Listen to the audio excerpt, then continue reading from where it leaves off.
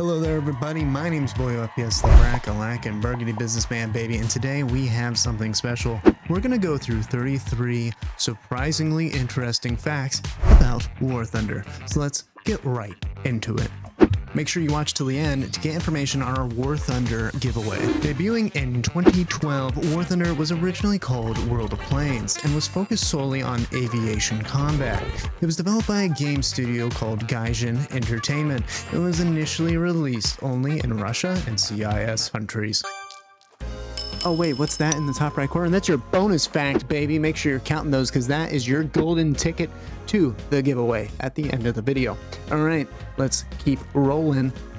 In 2013, Warthunder introduced ground vehicles to the game, allowing players to engage in tank combat. This was a major expansion to the game, and the addition of tank battles greatly increased the game's popularity. Gaijin has a familiar tendency to do something special, an event on April Fools. In April of 2013, the Pony Nation was added to the game. Yes, in this game mode, you could choose from a variety of different colored ponies, flying them with heavy machine guns, and yes, even rockets.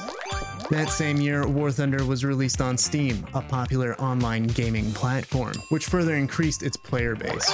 Warthunder also won the Best Simulation Game Award at Gamescom 2013, an important recognition for the game's developers. In 2014, Warthunder added naval battles to the game, allowing players to engage in combat across the seas. This was another significant expansion to the game, and the addition of naval battles made Warthunder an even more comprehensive, complex military combat simulator.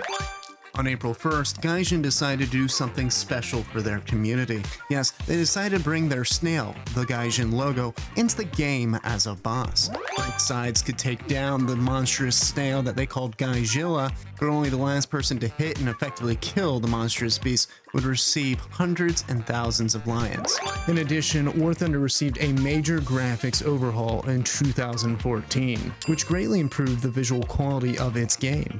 Warthunder also became one of the first games to support the Oculus Rift virtual reality headset. In April of 2015, Gaijin released a new Sherman-esque tank. Yes, a tank that could shoot high explosive potatoes and high velocity carrots. This was a poke at World of Tanks UI as well, as they had a different camera angle and a new UI system. Gaijin also released a spoof AT-ST Walker to the game, one for Russia, Germany, and the United States. In 2015, Warthunder introduced a new game mode called Enduring Confrontation, which featured persistent battles lasting for a couple of days.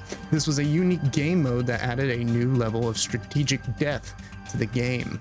Warthunder also received its first major expansion by the name of Victory Day, which added new vehicles and maps to the game. Additionally, Warthunder was released on the PlayStation 4, expanding the player base to console gamers. In 2016, Warthunder once again introduced another game mode, a game mode called World War, which allowed players to participate in large-scale battles with historical presence. In April of 2016, Gaijin added pirates to the game. Yes, you could fight in different types of pirate ships on pirate maps throughout the Caribbean. Another fun fact is that if you were to leave the map boundaries, you would be forced to be devoured by the Kraken. Warthunder at the time also added the Italian nation, including their planes, tanks, and boats. Furthermore, Warthunder became one of the first games to support HDR technology, which once again improved the visual quality of their game even further.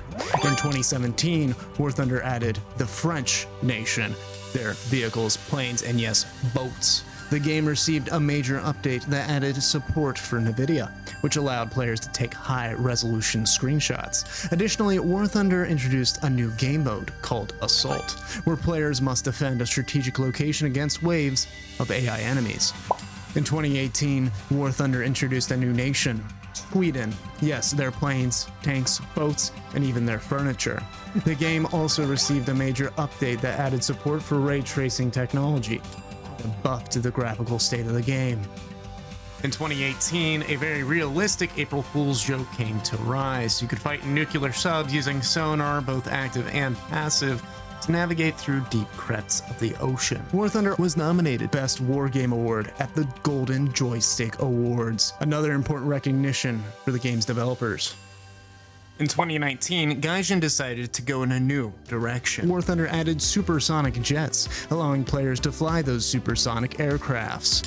In April, Warthunder took a different approach to their April Fools. An alien invasion took over, and flying saucers were the only method of combat. There were 3 different flight modes for one of these saucers, and it was quite interesting, the dynamics that they would give. In the air, you would have to capture a point, where you would only be able to use a laser weapon. At another capture point within the town, a shield covered the landscape. What you would be required to do is to go into hover mode, a feature on your flying saucer, and you would be forced to use a railgun that had a slightly different velocity, a slower velocity than that of your laser weapon. Under the water was another capture point where you would have to use torpedoes to fight your enemy. Yes, this April Fool's one was probably my personal favorite. They also added the Chinese nation, which is weird because China never made their own vehicles, but we'll look past that. As well as a new game mode, yes, another game mode, called World War Season. And you might ask yourself, hey Boyo, wasn't there already another game mode called World War? Well yes, but this one had season at the end of it, which basically meant that it was an online persistent battle. So basically one really long match for capturing territory. In 2020, Warthunder introduced a new game mode, again, called Operation Winter, where players could earn exclusive vehicles by competing in challenges. The game even added more Swedish ships, expanding their naval capabilities. Warthunder also included a new feature called the Shooting Range, where players could go and practice with vehicles that they have not even yet purchased. In April, Warthunder took flight to space. Yes, space combat was their April Fool's motive of the year. You would be given an option of 4 different vehicles, flying in through a decrepit space station fighting off the enemy. For getting certain amounts of kills, you would have an audio cue such as this. Double kill. Triple kill. This event was very cool and unique, and for those science buffs out there, you know that in a vacuum you hear no noise, but for something like a space shuttle that is in a vacuum that is not a vacuum, you are able to hear certain sounds, and because of the air quality, sounds sound different. Take a listen to this clip and you'll get exactly what I mean.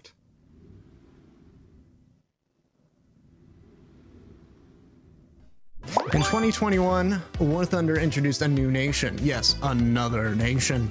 Israel, adding their planes, tanks, and no, not helicopters. Not yet.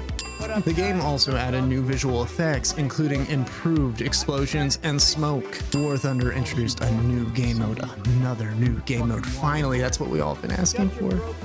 A game mode called Royal Tank Battles, where players could fight with modified tanks in a royal-themed arena. Just last year in 2022, helicopters were added for both the Israeli and Chinese nations. Gaijin is also looking to do an overhaul on the helicopters in 2023. Gaijin Entertainment has also developed some other popular games, including Crossout, Star Conflict, and my personal favorite, something I played a lot, Cuisine Royale. Oh, but you better hold on. Remember those bonus facts? If you can count up exactly how many they are and 50 of you get the correct answer in the comments below, I will give out $5 of Golden Eagles to 10 people that are subscribed. Now, if you enjoyed the video, oh my god, are you gonna like this video where we actually play Warthunder? That's all I have for you today. So, have a bracklacken one, baby.